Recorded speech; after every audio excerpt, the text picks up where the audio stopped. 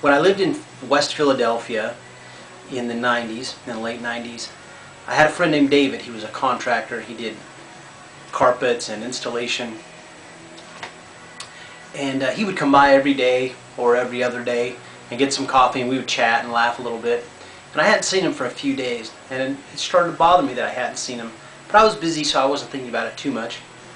But at some point during the day, in the afternoon, I thought, he's coming, and I was kind of worried about it. I had a strong feeling about it. And I walked outside, and I stood on the sidewalk, and I looked, and he walked around the corner, and I could see that he didn't look well. And as he came up, I said, "Hey, David, how are you doing?" And he said, he said, "You know, I've been in bed for 3 days." He said, "I don't know why." He said, "But I just know that I have to come and see you." And suddenly my whole person turned on.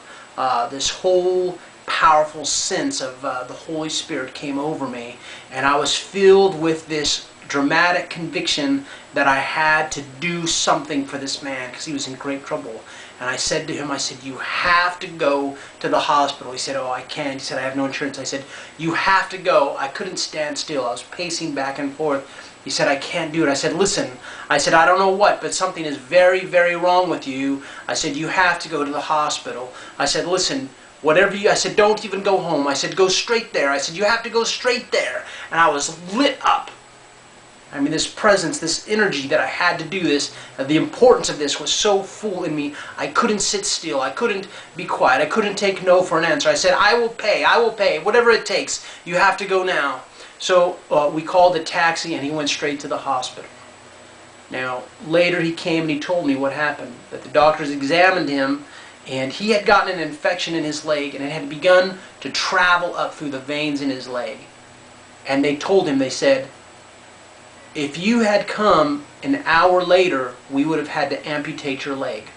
If you had come a day later, you would have died for sure." So this was something that the Holy Spirit did.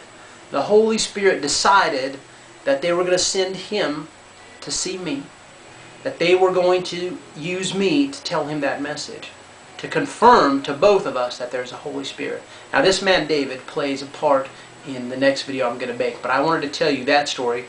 Actually, I'm going to tell you the next story about him as well. And then I'm going to tell you the third story. This is the man from Modesto, reminding you as always to pray or be defeated.